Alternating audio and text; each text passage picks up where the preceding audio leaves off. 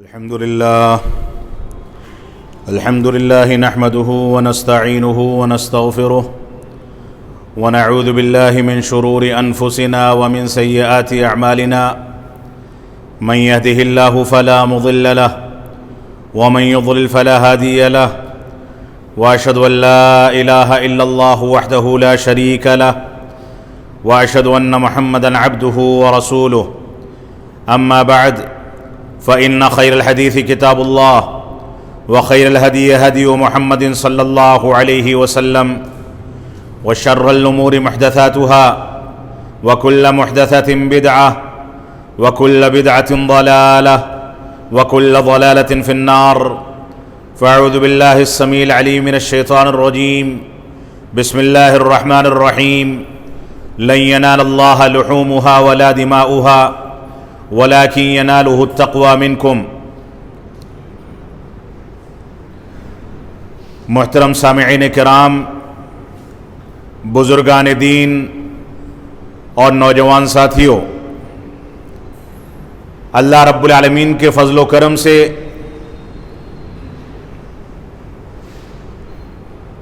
امسال عید الاضحیٰ کی نماز ہم لوگوں نے مساجد میں ادا کی اور اللہ رب العالمین کی تکبیرات کو باہر نکل کر کے بلند کرنے کا موقع ملا۔ اللہ رب العالمین کی بڑائی بیان کرنا، اللہ کی وحدانیت کا اعلان کرنا، اللہ کے خلاف دنیا کے اندر اس کی ربوبیت میں، اس کی الوہیت میں یا اس کے اسماء و صفات میں جن چیزوں کو بھی شریک کیا جاتا ہے ان کے خلاف علم جہاد بلند کرنا، یہ ہر مسلمان کی بنیادی ذمہ داری ہے۔ اور یہی عید الاضحیٰ اور حج بیت اللہ کا پیغام ہے، جس میں مکہ مکرمہ میں ایک جیسا لباس پہن کر کے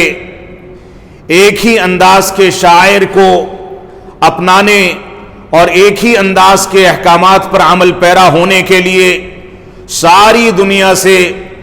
اللہ رب العالمین کے گھر کا قصد کرنے والے حجاج کرام جب وہاں پہنچتے ہیں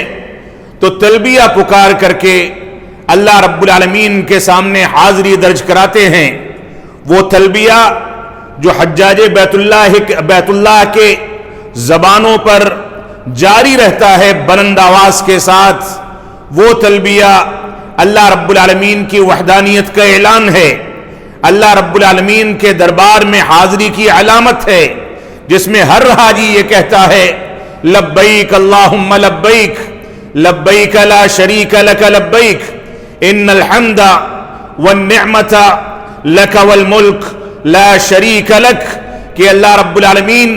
میں حاضر ہوں، میں تیرے دربار میں حاضر ہوں، اے اللہ رب العالمین میں حاضر ہوں، تیرے دربار میں حاضر ہوں،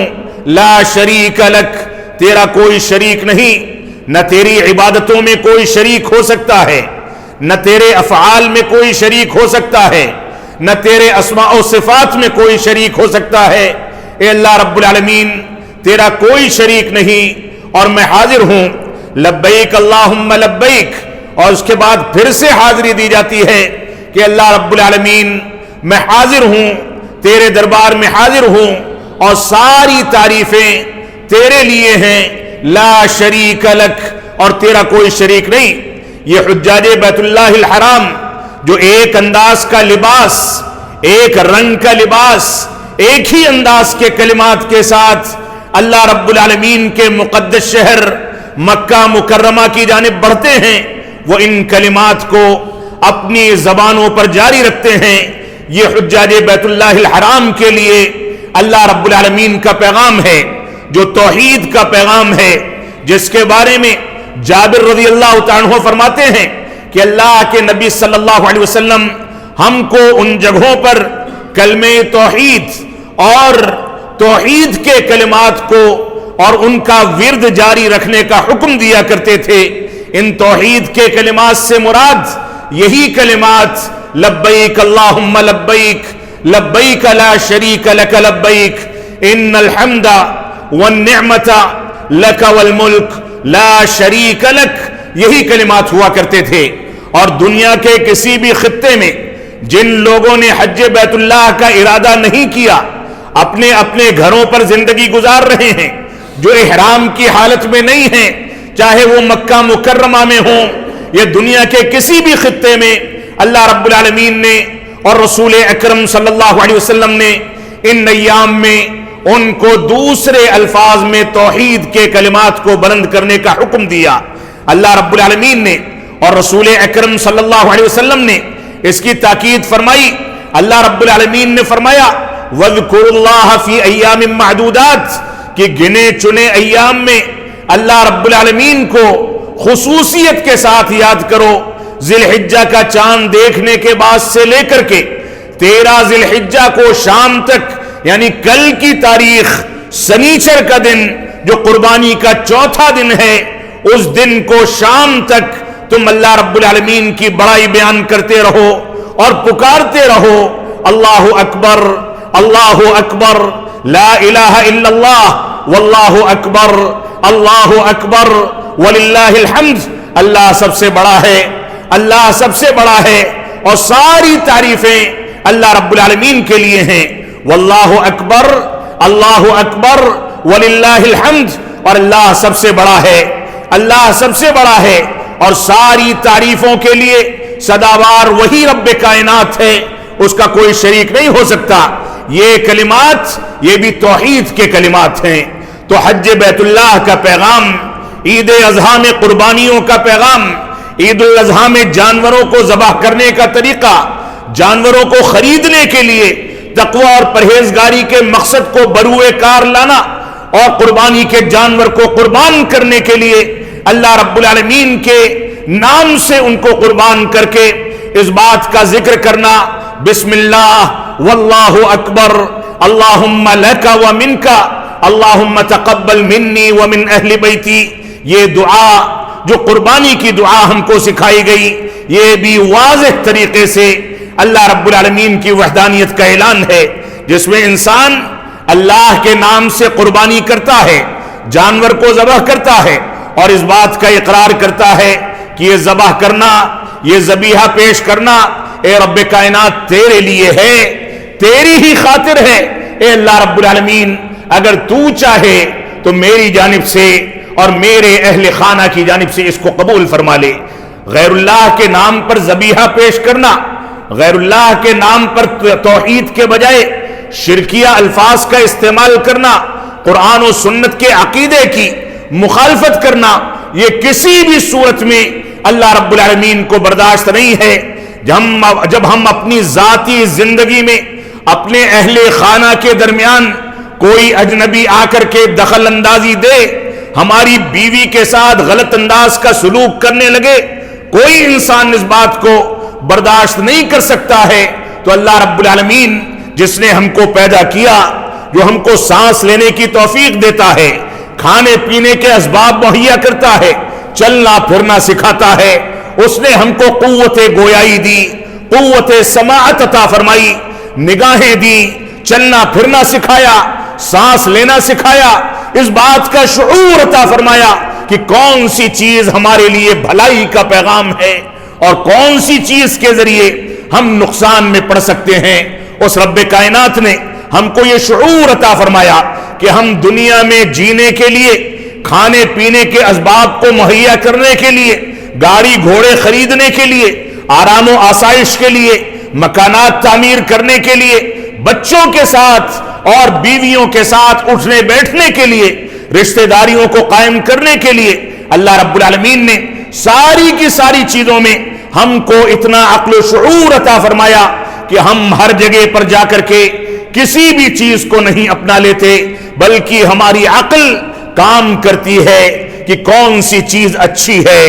کون سی چیز بری ہے۔ اللہ رب العالمین نے ہم کو یہ اعضائے جسمانی عطا فرمائے، یہ عقل و شعور عطا فرمایا، دھڑکتا ہوا دل دیا، جسم کی نسوں میں دوڑنے والا خون عطا فرمایا، سانس لینے کی توفیق عطا فرمائی، سونگنے کی صلاحیت عطا فرمائی۔ یہ ساری کی ساری نعمتیں رب کائنات کی ہیں، تو اس کی ان نعمتوں کے بدلے اگر انسان کسی غیر کو اس کی عبادت میں، اس کی نعمتوں کی شکر گزاری میں، اس کی وحدانیت میں، اس کی ربوبیت میں، اس کی الوہیت میں، اس کے اسماء و صفات میں شریک ٹھہرا دے تو رب کائنات کسی بھی صورت میں اس بات کو برداشت نہیں کر سکتا۔ اسی وجہ سے اللہ رب العالمین نے فرمایا ان اللہ لا یغفر ان یشرک بہ ویغفر ما دون ذلک لمن یشاء، کہ اللہ رب العالمین اس بات کو قطعاً برداشت نہیں کرتا اور نہ معاف فرمائے گا کہ اللہ رب العالمین کے ساتھ کسی کو شریک ٹھہرایا جائے۔ اس کے علاوہ جو بھی گناہ ہیں اللہ رب العالمین ان کو معاف فرما دیتا ہے۔ تو ہماری ذمہ داری ہے کہ حجاج بیت اللہ کے تلبیہ کے ذریعے، حجاج بیت اللہ کے احکامات کے ذریعے اور بیت اللہ میں جو کچھ عبادات اور ارکان حج، واجبات حج انجام دیے جاتے ہیں، ان کے ذریعے ان کی تہوں میں پہنچ کر کے توحید کے پیغام کو تلاش کریں۔ تو حجاج بیت اللہ کا حج ادا کرنا ہو یا ہمارا یہاں پر قربانیاں پیش کرنا ہو، یہ سارا کا سارا پیغام ہے توحید باری تعالی کو مکمل طریقے سے سمجھنے اور اس کے تقاضوں پر عمل کرنے کا۔ معاف فرمائیں گے، آج کے دور میں مسلمان اگر مکہ مکرمہ میں خانہ کعبہ کے سامنے بھی بیٹھا ہوتا ہے تو وہاں پر بھی اس کے ذہن و دماغ میں غیر اللہ کا تصور ہوتا ہے۔ آج اگر مسلمان اللہ رب العالمین کی مسجدوں میں اس کے آگے سجدہ بھی کرتا ہے تو ایسی صورت میں بھی اس کے سامنے غیر اللہ کا تصور ہوتا ہے۔ ایسی صورت میں ایسے کاموں کو اور ایسے عقائد کو اپنانے والا، ان چیزوں کے مطابق زندگی گزارنے والا نہ مسلمان ہو سکتا ہے، نہ اہل توحید میں اس کا شمار ہو سکتا ہے۔ تو ہماری ذمہ داری ہے کہ ہم قرآن و سنت کی پیروی کریں، توحید کے پیغام کو لے کر کے سامنے آئیں۔ اللہ رب العالمین نے فرما دیا کہ لن ینال اللہ لحومها ولا دماؤها ولکن ینالہ التقوی منکم۔ اللہ رب العالمین کو ان جانوروں کی قربانیوں کا نہ گوشت پہنچتا ہے نہ خون پہنچتا ہے، بلکہ تقوی اور پرہیزگاری مطلوب ہے۔ یہ تقوی توحید کی تعلیم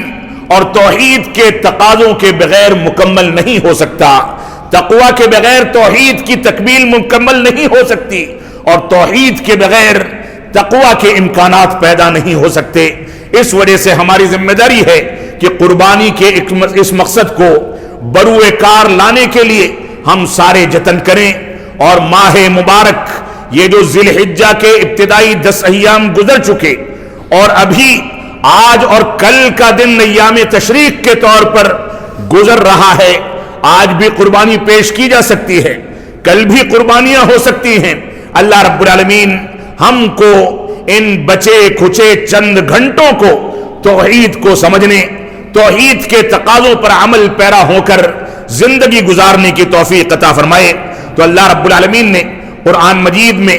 دوسری جگہ پر اسی توحید کے بارے میں وضاحت کرتے ہوئے فرمایا کہ اللہ کے نبی صلی اللہ علیہ وسلم، آپ کہہ دیجئے اللہ کے نبی صلی اللہ علیہ وسلم جو امام الموحدین ہیں، اولو العزم من الرسل میں آپ کا شمار ہوتا ہے، ان کو کہا گیا کہ آپ اعلان کر دیں صحابہ کرام کے درمیان، مسلمانوں کے درمیان کہ ان صلاتی و نسکی و محیای و مماتی للہ رب العالمین، آپ کہہ دیں کہ میری نمازیں، میری قربانی، میرا جینا، میرا مرنا، یہ سارا کا سارا صرف اللہ رب العالمین کے لیے ہے، لا شریک لہ، اس کا کوئی کسی چیز میں شریک نہیں ہو سکتا۔ وَبِذَالِكَ أُمِرْتُ وَأَنَا أَوَّلُ الْمُسْلِمِينَ، اور مجھ کو اسی بات کا حکم دیا گیا ہے کہ میں ان چیزوں کا اعلان کر دوں، مجھ کو اسی بات کا حکم دیا گیا ہے کہ تمام کے تمام اعمال میں توحید کی مکمل عکاسی پائی جائے۔ مجھ کو اسی بات کا حکم دیا گیا ہے کہ اللہ کے ساتھ کسی کو شریک نہ ٹھہراؤں۔ وَأَنَا أَوَّلُ الْمُسْلِمِينَ، اور سب سے پہلا فرمانبردار اور اسلام لانے والا میں ہوں۔ تو اللہ رب العالمین نے یہاں پر قربانی کو اپنے ساتھ خاص کر دیا ہے۔ یہ بھی قربانی کے اندر وحدانیت اور توحید کے تصور کو پیش کرنے اور اس کو سمجھنے کے لیے کافی ہے۔ اللہ رب العالمین ہم کو ان باتوں کی توفیق عطا فرمائے۔ آپ دیکھیں رسول اکرم صلی اللہ علیہ وسلم کی پیروی، آپ کی اتباع، آپ کے طریقے کے مطابق چلنا، جہاں عید الاضحیٰ کا اور حج بیت اللہ کا ایک بنیادی پیغام ہے، اگر ہم نے کوئی عمل اللہ رب العالمین کی رضامندی کے لیے کر لیا، لیکن اس رضامندی کے ساتھ ساتھ ہمارے عمل میں رسول اکرم صلی اللہ علیہ وسلم کی پیروی اور آپ کا طریقہ نہیں پایا گیا تو وہ عمل مردود ہے، اس کو قابل قبول نہیں سمجھا جا سکتا۔ عمل کی قبولیت کے لیے دونوں چیزوں کا ایک ساتھ پایا جانا ضروری ہے۔ ایک تو یہ کہ ہم اس میں ریاکاری سے بچیں، شہرت طلبی سے بچیں، دنیا کے اندر نام کمانے سے بچیں، اور صرف اللہ رب العالمین کے لیے اس عمل کو انجام دیا جائے۔ اور دوسری بنیادی شرط یہ ہے کہ وہ عمل من وعن ویسے ہی انجام دیا جائے جیسے رسول اکرم صلی اللہ علیہ وسلم نے انجام دیا اور صحابہ کرام نے اس کو برت کر کے دکھایا۔ یہ ہماری ذمہ داری ہے۔ تو اللہ رب العالمین نے ہم کو ان باتوں کا حکم دیا، ان چیزوں کا لحاظ رکھنا ہماری ذمہ داری ہے۔ تو رسول اکرم صلی اللہ علیہ وسلم کی پیروی، آپ کی اتباع، آپ کے حکم کے مطابق چلنا،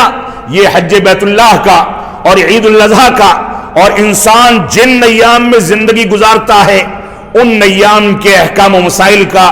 سب سے بنیادی پیغام ہے۔ اسی طریقے سے عید الاضحیٰ سے ہمارے جد امجد امام الموحدین ابراہیم علیہ السلام کی یادیں اور ان کی تاریخ بھی جڑی ہوئی ہے۔ آپ دیکھیں اللہ رب العالمین نے قرآن مجید میں ابراہیم علیہ السلام کو کیسے کیسے یاد کیا، ان کی زندگی کو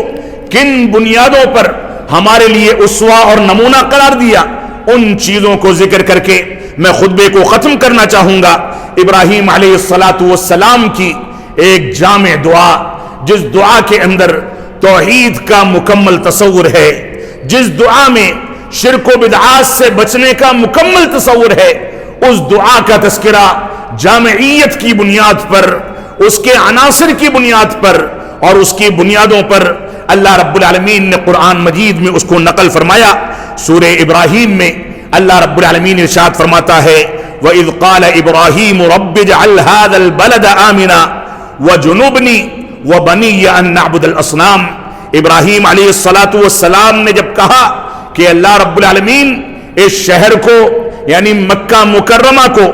میرے لیے امن و سلامتی کا گہوارہ بنا دے، اور ابراہیم علیہ السلام کی دعاؤں کا اثر ہے کہ آج بھی وہ شہر امن و سلامتی کا گہوارہ ہے۔ آج بھی اس شہر میں مسلمانوں کی جانب منسوب بعض طبقوں نے بار بار امن و سلامتی کو بھنگ کرنے اور اس کو ختم کرنے کی کوششیں کی۔ وہاں بارود پہنچائے گئے، بم دھماکے کیے گئے، یمن سے بیٹھے ہوئے حوثیوں نے مکہ مکرمہ کو کئی مرتبہ میزائل کا نشانہ بنایا، لیکن اس کے باوجود رب کائنات نے جس شہر کو امن و سلامتی کا گہوارہ بنا دیا، اس کی امن و سلامتی کو ختم کرنا کسی کے بس کی بات نہیں۔ تو اللہ رب العالمین سے دعا کی کہ اللہ رب العالمین اس شہر کو امن و سلامتی کا گہوارہ بنا دے، وَجُنُبْنِي وَبَنِيَّ أَن نَّعْبُدَ الْأَصْنَامَ، اور مجھ کو اور میری آل اولاد کو، جو نئی نسلیں آگے آنے والی ہیں، ان کو ان نعبد الاصنام، بت پرستی سے، غیر اللہ کی عبادت سے بچا لینا، یہ دعا فرمائی ابراہیم علیہ السلام نے۔ ابراہیم علیہ السلام نے یہ بھی دعا فرمائی تھی کہ اس شہر میں مکہ مکرمہ میں جہاں نہ پانی ہے، نہ ہریالی ہے، نہ زندگی کی رمق ہے، بالکل چٹیل میدان، پہاڑ اور ریگستان اور ریت کے علاوہ کچھ نہیں ہے، اس شہر میں اے رب کائنات تو پھلوں سے اس شہر والوں کو نواز دے۔ تاریخ گواہ ہے، آپ جا کر کے مشاہدہ کریں، ابراہیم علیہ السلام کی اس دعا پر ہزاروں برس کی مدت گزر چکی ہے، لیکن آج بھی جس شہر میں پھل ہوتا ہے، اس شہر میں ہونے والا پھل ممکن ہے کہ اس شہر میں نہ ملے، لیکن ہر نوعیت کا پھل مکہ مکرمہ میں پورے سال ہر موسم میں دستیاب رہتا ہے۔ یہ ابراہیم علیہ السلام کی دعا اور ان کی توحید کا اور اللہ رب العالمین کا توحید کی بنیاد پر ان کی دعاؤں کو قبول کرنے کا اثر تھا۔ اللہ رب العالمین ہم کو اپنی توحید کو بحال کرنے کی توفیق عطا فرمائے۔ ابراہیم علیہ السلام کے بارے میں اللہ رب العالمین نے سورۃ الممتحنہ میں ارشاد فرمایا قد کانت لکم اسوۃ حسنۃ فی ابراہیم والذین معہ اذ قالوا لقومہم انا براء منکم ومما تعبدون من دون اللہ کفرنا بکم وبدا بیننا وبینکم العداوۃ والبغضاء ابدا حتی تؤمنوا باللہ وحدہ۔ اللہ رب العالمین نے فرمایا اے لوگو تمہارے لیے ابراہیم علیہ السلام کی زندگی میں اسوہ اور نمونہ رکھا گیا ہے۔ کیوں رکھا گیا؟ کیونکہ انہوں نے توحید کے تقاضوں کی تکمیل فرمائی تھی۔ انہوں نے بہانہ کر کے بڑے بت کے گردن پر کلہاڑی لٹکا دی اور چھوٹے بتوں کو تباہ و برباد کر دیا۔ جب لوگوں نے پوچھا کہ یہ ابراہیم ہی نے کیا ہوگا، ان سے دریافت کیا گیا تو انہوں نے کہا کہ اپنے بڑے گرو سے اور بڑے بت سے تم پوچھ لو اگر وہ بولتا ہے۔ ان لوگوں نے کہا کہ یہ بول نہیں پاتا، بتا نہیں سکتا، تو فرمایا کہ جو نہ بول سکتا ہے نہ سن سکتا ہے اس کی عبادت کس بنیاد پر انجام دیتے ہو؟ یہ ابراہیم علیہ السلام کی ذہانت تھی جس کو اللہ رب العالمین نے رہتی دنیا تک کے لیے مثال بنا دیا۔ تو فرمایا اے لوگو ابراہیم علیہ السلام کی زندگی میں تمہارے لیے اسوہ اور نمونہ ہے، اور ان کے ساتھ جو ان کے ساتھی تھے ان کی زندگی میں بھی تمہارے لیے اسوہ اور نمونہ ہے۔ اذ قالوا لقومہم، کیوں اسوہ اور نمونہ ہے؟ کہ جب انہوں نے اپنی قوم سے کہہ دیا انا براء منکم، کہ میں بری ہوں، میں بیزار ہوں ان لوگوں سے جن کی تم عبادت کرتے ہو، ان معبودان باطلہ سے بری ہوں جن کی تم عبادت کو انجام دیتے ہو۔ اور اس کے بعد فرمایا من دون اللہ، اللہ کو چھوڑ کر کے جن کی عبادت کرتے ہو، کفرنا بکم وبدا بیننا وبینکم العداوۃ والبغضاء، فرمایا ہم میرے اور تمہارے درمیان یہ عقیدے کا، یہ طریقے کا اور ان بنیادوں کا فرق، یہ فرق ہمارے درمیان بغض و عداوت پیدا کر دیتا ہے۔ میں تم سے دوری اور علیحدگی اختیار کرتا ہوں، دشمنی کا اعلان کرتا ہوں، ہمیشہ کے لیے یہ دشمنی میرے اور تمہارے درمیان قائم و دائم رہے گی، حتی تؤمنوا باللہ وحدہ، یہاں تک کہ تم اللہ واحد پر ایمان لے آؤ، شرک سے توبہ کر لو، صرف اللہ رب العالمین کی عبادت کرنے لگو۔ تو یہ آیت کریمہ بھی توحید اور اسی طرح سے عید الاضحیٰ کے پیغام کو عام کرنے کے لیے کافی ہے۔ اللہ رب العالمین ہم کو اس پر غور و تدبر کرنے کی توفیق عطا فرمائے۔ اور سورۃ الانعام میں اللہ رب العالمین نے پورا واقعہ اسی توحید کی بنیاد پر ابراہیم علیہ السلام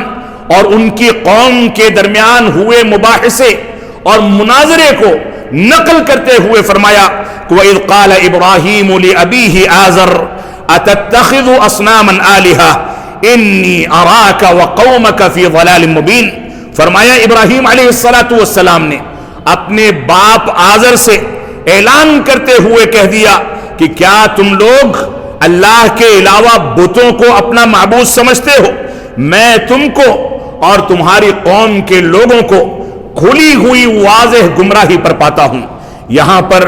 واضح طریقے سے اللہ رب العالمین نے یہ پیغام دے دیا کہ آباء و اجداد کا طریقہ، آباء و اجداد کا دین، آباء و اجداد کے احکام و مسائل نہیں چلتے، اگر چلتا ہے تو قرآن و سنت کا اور قرآن و سنت پر عمل پیرا ہونے کا تقاضا اور اس کا پیغام چلتا ہے۔ کوئی باپ کو کس طریقے پر پاتا ہے یہ چیز نجات کے لیے کافی نہیں، طریقہ جو قرآن و سنت میں ذکر کر دیا گیا اگر اس کو اپنایا گیا تو وہی ہمارے لیے راہ نجات ہے۔ اس کے بعد کی آیت کریمہ میں اللہ رب العالمین نے فرمایا وَكَذَلِكَ نُرِي إِبْرَاهِيمَ مَلَكُوتَ السَّمَاوَاتِ وَالْأَرْضِ وَلِيَكُونَ مِنَ الْمُوقِنِينَ، کہ ہم نے اسی طریقے سے ابراہیم علیہ السلام کو دنیا کی مختلف مخلوقات کا مشاہدہ کرایا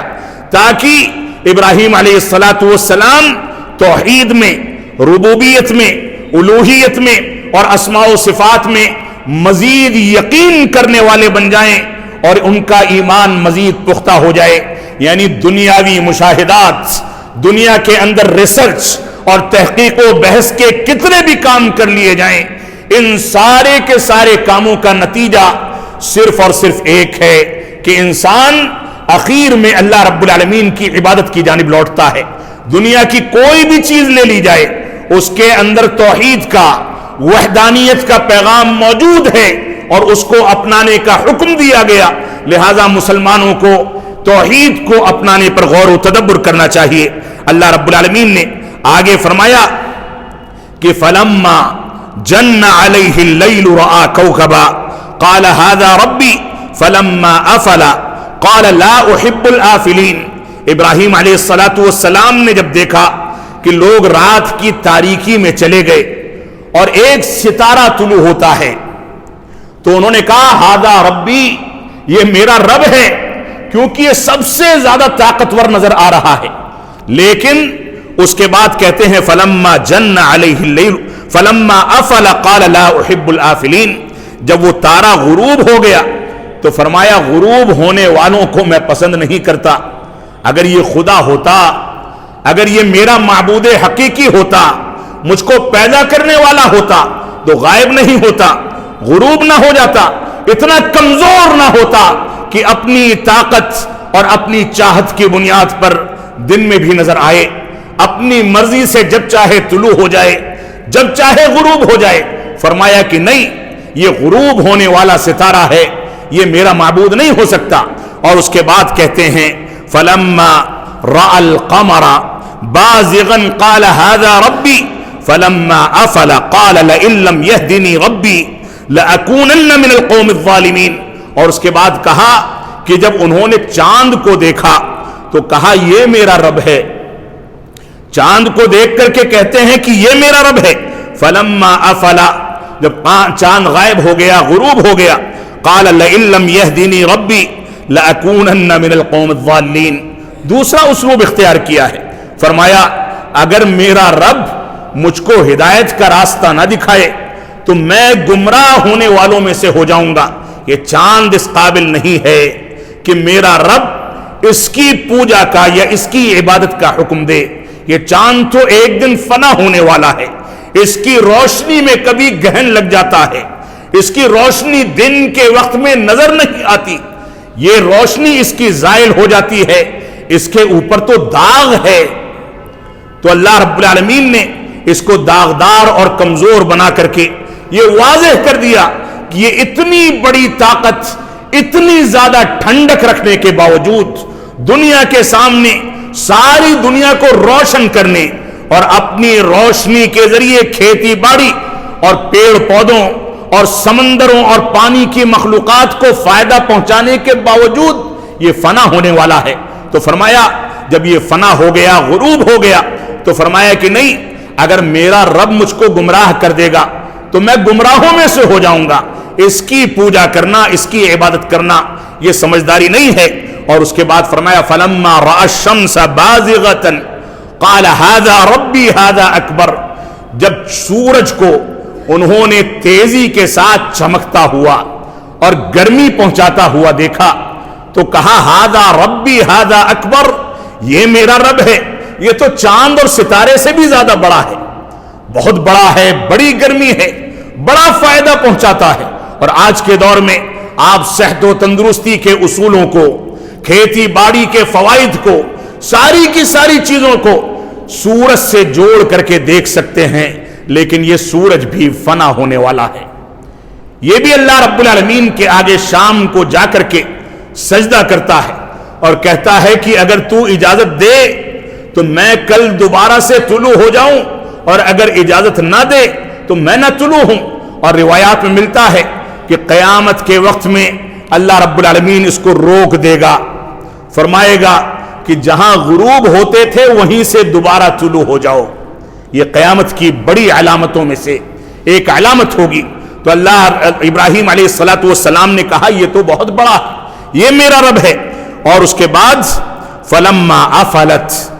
جب یہ غائب ہو گیا، غروب ہو گیا، قال یا قوم انی بریء مما تشرکون،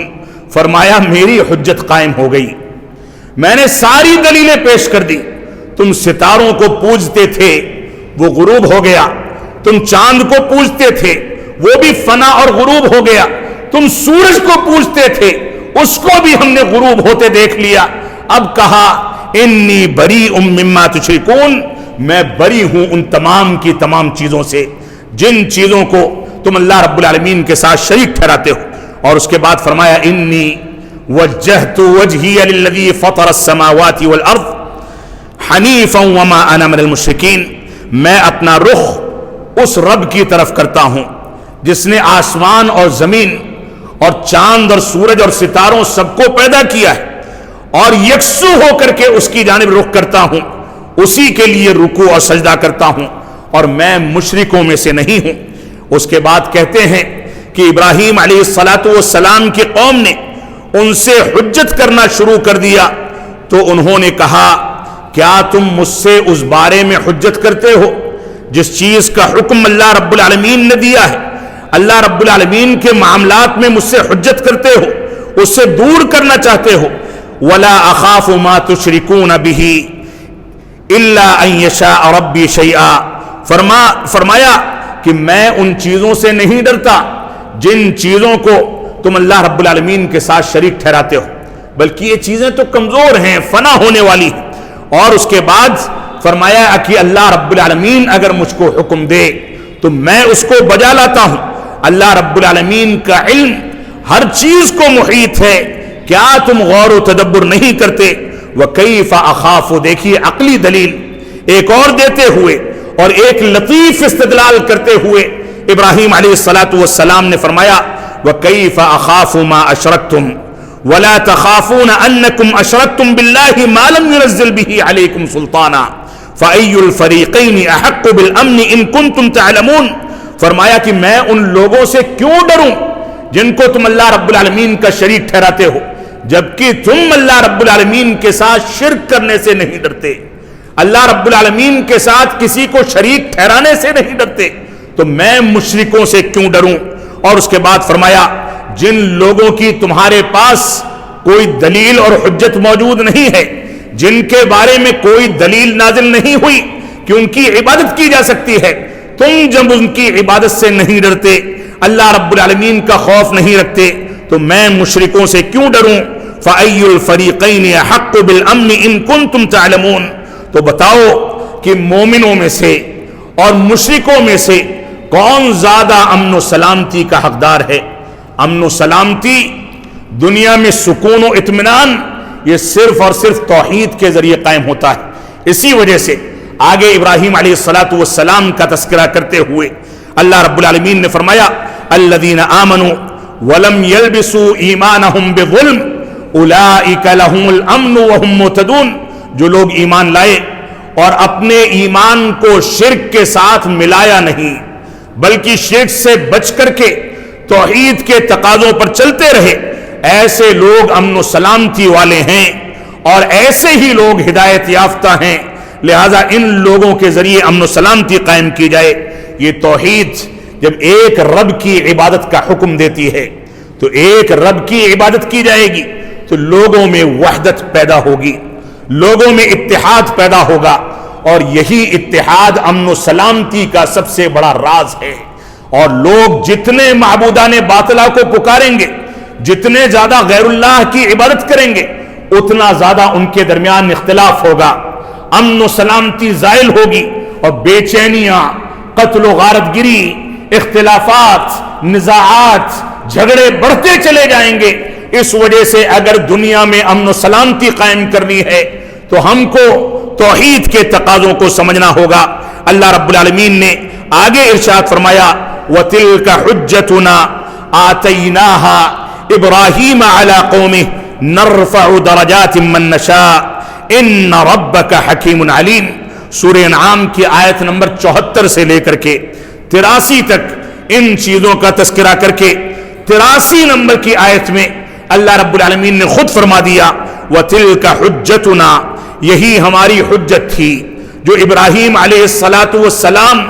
اور ان کے قوم کے درمیان مقابلہ جو ہوا، اس پر ہم نے اس حجت کے ذریعے ان کے اوپر حجت قائم کر دی، اور ہم جس کا درجہ بڑھانا چاہتے ہیں، جس کو اونچا مقام و مرتبہ دینا چاہتے ہیں، اس کو توحید کی بنیاد پر مقام و مرتبہ دے دیتے ہیں۔ ان ربک حکیم علیم، اللہ رب العالمین حکمت والا اور علم رکھنے والا ہے۔ تو یہ بھی ایک بنیاد ہے کہ دنیا کے اندر رفع درجات، آخرت کی کامیابی، آخرت میں جنت الفردوس کے خواہش مند حضرات جو لوگ بھی ہیں، دنیا میں عزت و وقار چاہتے ہیں، آخرت میں کامیابی چاہتے ہیں، تو اس کا ایک ہی نسخہ کیمیا ہے، وہ یہ ہے کہ توحید کو اپنایا جائے، توحید کے تقاضوں کے مطابق زندگی کو ڈھالا جائے، اور توحید میں جہاں توحید ربوبیت، وہیں توحید الوہیت، اور وہیں توحید اسماء و صفات، اور امت اسلامیہ کے لیے توحید اتباع بھی اس کا بنیادی عنصر ہے کہ جہاں اللہ رب العالمین کی عبادت میں صرف اس کی عبادت کی جائے، اس کے افعال میں اس کو تنہا مانا جائے، اسماء و صفات میں بلا کسی کیفیت، بلا کسی تشبیہ، بلا کسی تمثیل اور بلا کسی تعطیل اور انکار کے اللہ رب العالمین کے اسماء و صفات کا اقرار کر لیا جائے، وہیں اس بات کا عزم بھی کیا جائے کہ اتباع صرف اور صرف رسول اکرم صلی اللہ علیہ وسلم کی ہو سکتی ہے۔ کسی کی تقلید، کسی مفتی کا فتویٰ اگر قرآن و سنت کی دلیل کی بنیاد پر نہیں ہے تو اس کو دیوار پر مار دیا جائے، پیروں کے نیچے مسل دیا جائے، اس کا کوئی اعتبار نہیں۔ ہماری ذمہ داری ہے کہ ہم توحید کے ان چاروں عناصر کو مکمل کریں، اس کے تقاضوں کے مطابق زندگی گزاریں۔ اللہ رب العالمین ہم کو ان باتوں کی توفیق عطا فرمائے۔ ہم جب تک جئیں تب تک اسلام پر جئیں، ہمارا جب خاتمہ ہو تو ایمان پر ہو۔ بارک اللہ لنا ولکم فی القرآن المجید ونفعنی وإیاکم بالآیات والذکر الحمید، انہ تعالی جواد کریم ملک بر الرؤوف الرحیم۔